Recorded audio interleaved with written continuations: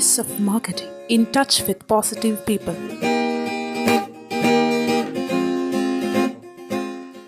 നമസ്കാരം, ഞാൻ ജയകൃഷ്ണൻ. പലരും പറയുന്നത് കേൾക്കല്ലേ, കണ്ണ് ഉണ്ടായാൽ പോരാ, കാണാനുള്ള കഴിവുണ്ടാകണം. ശ്രദ്ധയോടെ ഓരോന്നും വീക്ഷിക്കാനും അത് ഉൾക്കൊള്ളാനും അത് അകമനസ്സിലേക്ക് കയറ്റി വയ്ക്കാനുമുള്ള ഒരു ക്വാളിറ്റിയെ കുറിച്ചിട്ടാണ് ഒരു റീറ്റെയിൽ ഷോപ്പുകാരൻ ആ ഷോപ്പിനകം എന്താണ് എൻ്റെ ഷോപ്പിനകം എന്ന് ഇമാജിൻ ചെയ്യാൻ സാധിക്കണം. അയാളുടെ ഷോപ്പിൻ്റെ മുൻവശത്തേക്ക് കയറി വരുമ്പോൾ ആ ഷോപ്പ് എങ്ങനെയാണ് ഇരിക്കുന്നത് എന്ന് അയാൾക്ക് ഇമാജിൻ ചെയ്യാൻ സാധിക്കണം. ഷോപ്പിൻ്റെ അകവശം എങ്ങനെയാണ് ഇരിക്കുന്നത് എന്ന് അയാൾക്ക് ഇമാജിൻ ചെയ്യാൻ സാധിക്കണം. ഷോപ്പിൻ്റെ ഓരോ റൂമുകളും എവിടെ എന്തൊക്കെ വച്ചിരിക്കുന്നു, ഏതൊക്കെ സ്റ്റോക്ക് തീർന്നിരിക്കുന്നു, തീരാത്ത സ്റ്റോക്ക് എന്തുമാത്രം ഉണ്ട്, അൺസോൾഡ് സ്റ്റോക്ക് എന്തുമാത്രമുണ്ട്, ഒരു കാലത്ത് ഒരു സമയത്ത് അയാൾ പർച്ചേസ് ചെയ്ത പ്രോഡക്റ്റുകൾ ഏതൊക്കെ.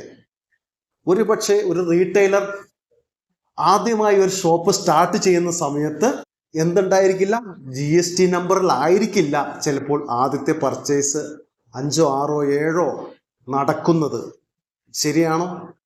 അതിനുശേഷം GST ഒക്കെ അപ്ലൈ ചെയ്ത് GSTയിലേക്ക് വന്ന ശേഷം പിന്നെ GSTയിൽ പർച്ചേസ് ചെയ്തിരിക്കാം. അപ്പോൾ ഷോപ്പ് ആരംഭിച്ച സമയത്ത് GSTയിൽ പർച്ചേസ് ചെയ്യാത്ത പ്രോഡക്റ്റുകൾ ചിലപ്പോൾ നമ്മുടെ സിസ്റ്റത്തിൽ, നമ്മുടെ അക്കൗണ്ടിൽ കയറിയിട്ടുണ്ടാവില്ല.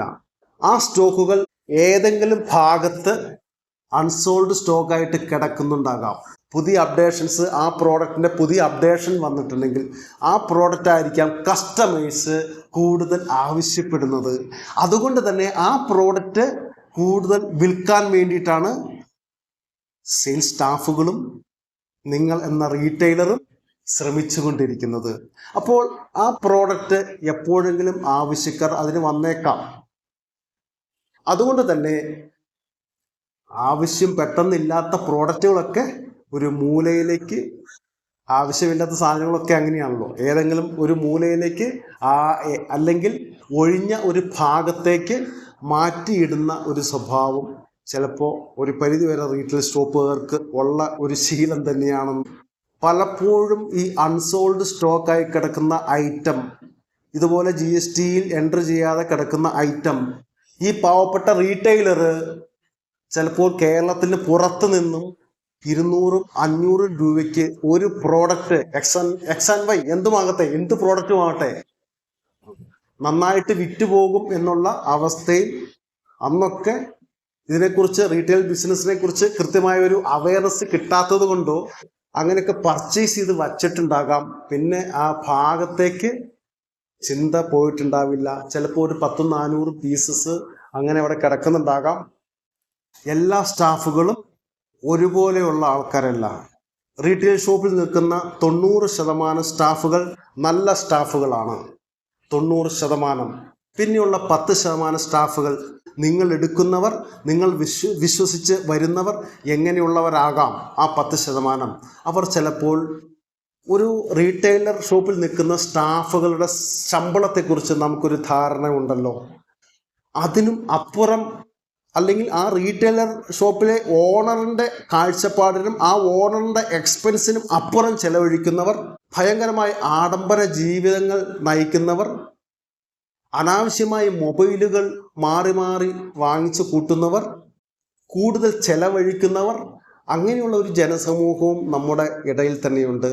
അനാവശ്യമായ പണം ചെലവഴിക്കുന്നവർ, ഒട്ടും സേവിങ് ചെയ്യണ്ട എന്ന് കരുതി പൈസ എപ്പോഴും ചിലവഴിക്കുന്ന ഒരു സമൂഹവും ഉണ്ടല്ലോ, അത് റീറ്റെയിൽ ഷോപ്പുകളിലുമുണ്ട്.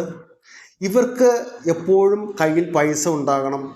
കിട്ടുന്ന ശമ്പളം കൊണ്ട് ഇവരുടെ കാര്യങ്ങൾ തികയാതെ വരുമ്പോൾ എങ്ങനെ അഡീഷണൽ ബെനിഫിറ്റുകൾ ഉണ്ടാക്കാം എന്നതിനെക്കുറിച്ചിട്ട് ഇവർ ആലോചിച്ചു കൊണ്ടിരിക്കും. റീറ്റെയിൽ ഷോപ്പിൻ്റെ ഓണർ പുറത്തേക്ക് പോകുമ്പോൾ, അല്ലെങ്കിൽ ടൂറിന് വേണ്ടി പുറത്തേക്ക് പോകുമ്പോൾ 4, 5, 6 ദിവസം ഷോപ്പിൽ നിന്ന് മാറി നിൽക്കുന്ന സാഹചര്യത്തിൽ ഒരു 250 രൂപ വില വരുന്ന ഒരു പ്രോഡക്റ്റ്, X&Y പ്രോഡക്റ്റ്, ആ പ്രോഡക്റ്റ് 250 രൂപ തന്നെ കൊടുത്ത് അതിൻ്റെ ഓണർ വാങ്ങിച്ചു വച്ചിരിക്കുന്നതാണ്. എൻ്റെ ഓണർ 250 രൂപ കൊടുത്ത് തന്നെ ഓണർ ഈ ഷോപ്പ് സ്റ്റാർട്ട് ചെയ്ത സമയത്ത് വാങ്ങിച്ചു വെച്ചിരിക്കുന്നതാണ്, അല്ലെങ്കിൽ റീസെൻ്റ്ലി പർച്ചേസ് ചെയ്ത് വെച്ചിരിക്കുന്നതാണ്. ആ കാര്യം സ്റ്റോക്ക് രജിസ്റ്ററിലില്ല, അതുകൊണ്ട് ഓണറുടെ ശ്രദ്ധയിൽ പെട്ടെന്ന് പെടുന്നുമില്ല ആ ഐറ്റം. ആ പ്രോഡക്റ്റ് 250 വില ഉള്ള ആ പ്രോഡക്റ്റ് 50 എണ്ണം ഉണ്ടെന്ന് വിചാരിക്കുക. ആ 50 എണ്ണം അല്ലെങ്കിൽ 100 എണ്ണം ഉണ്ടെന്ന് വിചാരിക്കുക. അതെടുത്ത് ഏതെങ്കിലും റീറ്റെയിൽ ഷോപ്പുകൾക്കോ അല്ലെങ്കിൽ അവർക്കറിയാവുന്ന ഗ്രൂപ്പ്, അവർ പ്രത്യേകമായ ഒരു ഗ്രൂപ്പ് ഉണ്ടാക്കി ആ ഗ്രൂപ്പിലുള്ള കസ്റ്റമേഴ്സിന് കൊടുക്കുകയോ അല്ലെങ്കിൽ വേറൊരു ഷോപ്പിലേക്ക് സപ്ലൈ ചെയ്യുകയോ ചെയ്താൽ അത് അറിയാൻ ഒരിക്കലും ഈ റീറ്റെയിലർ പാവത്തിന് കഴിഞ്ഞു എന്ന് വരില്ല. അത് സുഖമായിട്ട് 250 രൂപയ്ക്ക് വാങ്ങിച്ച സാധനം ചിലപ്പോൾ 100 രൂപയ്ക്ക് അവർ വിറ്റെന്ന് വരാം. ആ സ്റ്റാഫുകൾക്ക് ഒരു നഷ്ടവും അവിടെ സംഭവിക്കുന്നില്ല. നഷ്ടം സംഭവിക്കുന്നത് അതിൻ്റെ ഓണർക്കാണ്. അപ്പോൾ 100%-ൽ 90% ആളുകളും നല്ല ആൾക്കാരാണെങ്കിൽ പിന്നെയുള്ള ഈ 10%-ൽപ്പെട്ട ആരെങ്കിലുമൊക്കെ ഇതുപോലൊക്കെ ചെയ്യുന്നുണ്ടാകാം. അപ്പോൾ അതിന് ഒരു റീറ്റെയിലറെ സംബന്ധിച്ചിടത്തോളം ഒരു മുൻകരുതൽ എടുക്കുന്നത് നന്നായിരിക്കും. എങ്കിലും സ്റ്റാഫുകളെ എല്ലാവരും നമ്മൾ വിശ്വസിച്ച് തന്നെ അവരെ ചേർത്ത് നിർത്താൻ ശ്രമിക്കുക. അവർക്ക് ആവശ്യമുള്ള കാര്യങ്ങൾ ചെയ്തു കൊടുക്കാൻ ശ്രമിക്കുക. അവർ ഒരു അഡ്വാൻസ് ചോദിച്ചിട്ടുണ്ടെങ്കിൽ കൃത്യമായിട്ട് അത് കൊടുക്കുക. ഒരു എംപതറ്റിക് ആറ്റിറ്റ്യൂഡ് ഉണ്ടാകണം. എന്നെപ്പോലെ തന്നെയാണ് അയാളും, എൻ്റെ കണ്ണുകൾ പോലെ തന്നെയാണ് അയാളുടെ കണ്ണുകളും, എനിക്കുണ്ടാകുന്ന ഫീലിംഗ് തന്നെയാണ് അയാളുടെ ഫീലിംഗ് എന്ന് മനസ്സിലാക്കി, അയാൾക്ക് പനിയാണെങ്കിൽ ശരി ഇന്ന് റെസ്റ്റ് എടുക്കൂ. എനിക്ക് പനി വരുമ്പോഴും ഉണ്ടാകുന്ന പ്രശ്നങ്ങൾ പോലെ തന്നെയാണ്. എനിക്ക് ടെമ്പറേച്ചർ കൂടുന്നു, എനിക്ക് ഹെഡേക്ക് വരുന്നു, എനിക്ക് ജലദോഷം വരുന്നു, എനിക്ക് തളർച്ച വരുന്നു, ക്ഷീണം വരുന്നു, കിടക്കാൻ തോന്നുന്നു. അപ്പോൾ ജോലി ചെയ്യാൻ സാധിക്കില്ല. അതുപോലൊക്കെ തന്നെയാണ് മറ്റൊരാൾക്കും എന്നുള്ള ആറ്റിറ്റ്യൂഡ് നിലനിർത്തിക്കൊണ്ട് അവരെ ചേർത്ത് നിർത്തുക എന്നുള്ളതാണ് ഇതിനകത്ത് ഒന്നാമത്തെ കാര്യം. രണ്ടാമത്തെ ഒരു കാര്യം കൂടി പറയാനുണ്ട്. എപ്പോഴും അങ്ങനെ നിങ്ങൾക്കൊരു ടൂറ് പോകണമെങ്കിലോ നിങ്ങൾക്ക് ഷോപ്പിൽ നിന്ന് കുറച്ച് ദിവസം മാറി നിൽക്കണമെങ്കിലോ ഉറപ്പായിട്ടും നിങ്ങളുടെ മകനെയോ മകളെയോ അല്ലെങ്കിൽ ഭാര്യയെയോ ആ ഷോപ്പിൻ്റെ ഉത്തരവാദിത്തം കുറച്ച് നേരത്തേക്ക് അല്ലെങ്കിൽ 5 ദിവസത്തേക്ക് അവരെ ഏൽപ്പിക്കുക. ഷോപ്പിലേക്കൊന്ന് തിരിഞ്ഞു നോക്കണം, അവിടെ കൗണ്ടറിൽ പോയി ഇരിക്കണം, അവരെ ശ്രദ്ധിക്കണം എന്നുകൂടി പറയുന്നത് നന്നായിരിക്കും. അപ്പോൾ ഈ വളരെ സുഗമമായിട്ട് ഇങ്ങനെയുള്ള കാര്യങ്ങൾ സാധിക്കില്ല. പിന്നെ ക്യാമറ, ഇപ്പോൾ എല്ലാ ഷോപ്പുകളിലും ക്യാമറ സൗകര്യങ്ങളും കാര്യങ്ങളൊക്കെ ഉണ്ട്. ക്യാമറ കണ്ണുകളെയൊക്കെ വെട്ടിക്കാൻ ആർക്കും സാധിക്കും.